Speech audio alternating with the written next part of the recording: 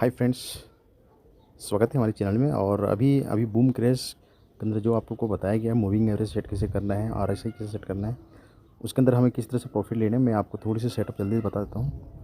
और आप अपने से ट्राई कर लेना, क्योंकि मैंने उसको ज़्यादा स्टडी कर चुका नहीं, बट रिज़ल्ट अच्छी है।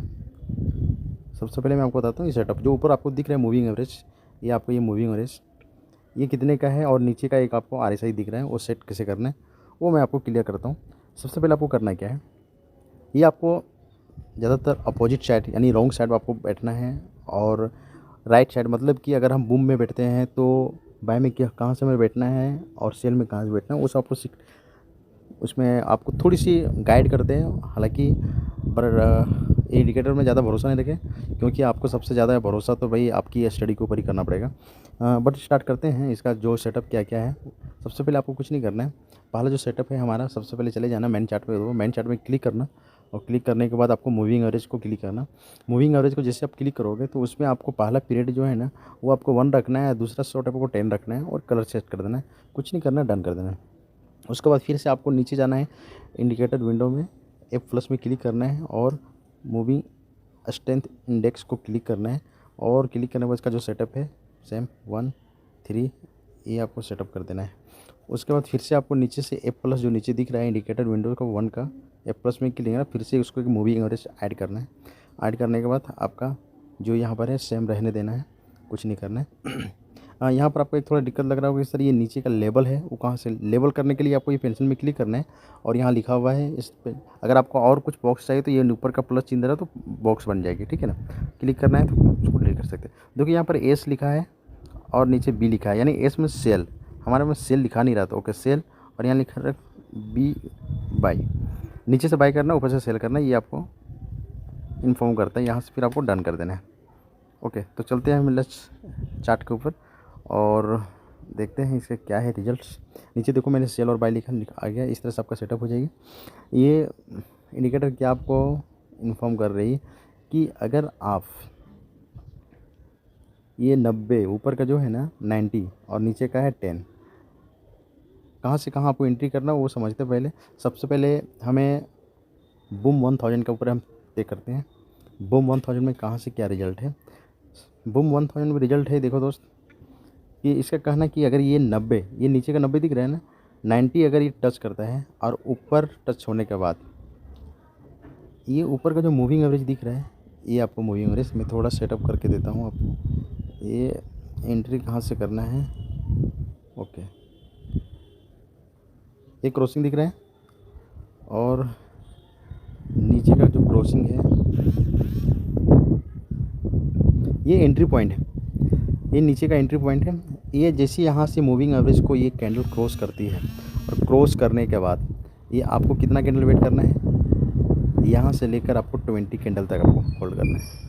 20 कैंडल का आपको बेनिफिट लेना है, और जहाँ पर भी 20 कैंडल अगर काउंटिंग करके देखा जाए तो 1 2 3 4 5 6 7 8 9 10 12 13 14 15 16 17 18 19 एंड 20, इस कैंडल तक आपको यहाँ से क्या लेना है, होल्ड करना है, प्रॉफिट लेना है।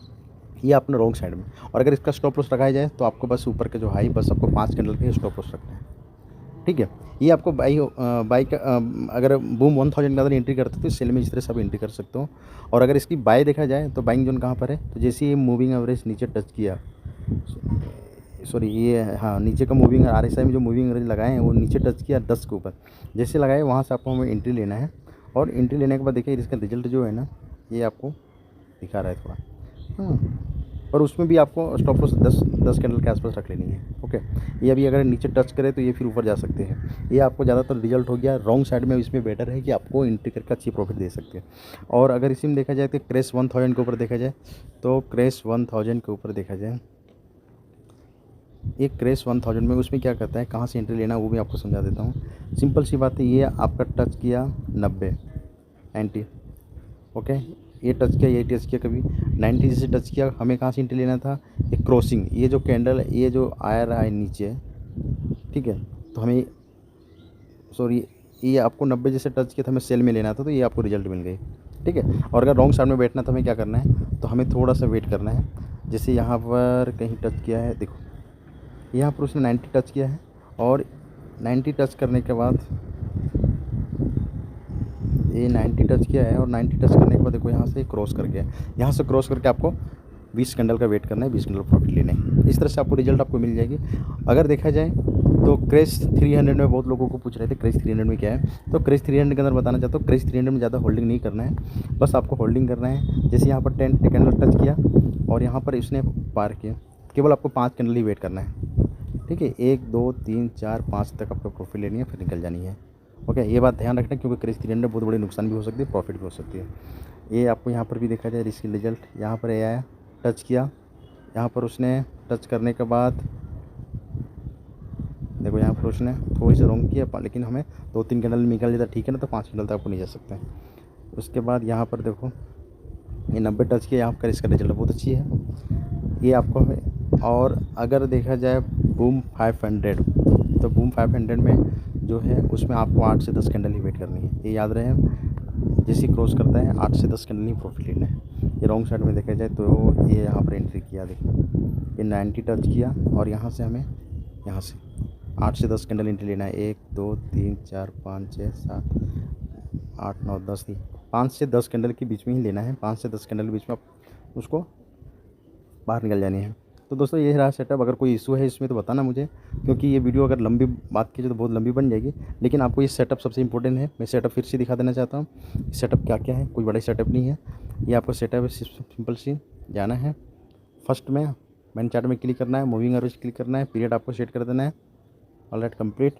दूसरी है इंडिकेटर नीचे वाला F+ में क्लिक करना है, इसमें जाना है, ये आपको कलर सेट कर लेना है और 90 यहाँ पर क्लिक कर लेना है और नीचे मूविंग एवरेज सेट कर लेना है। इस तरह से आपको ये सेटअप पूरी की पूरी तैयार हो जाए। ओके दोस्तों, मिलते हैं नेक्स्ट वीडियो के साथ, तब तक के लिए बाय। चैनल में पहली बार है तो सब्सक्राइब जरूर करें और हमारे चैनल में इस तरह से प्रॉफिट लेते रहिए। ओके, मिलते हैं, थैंक यू।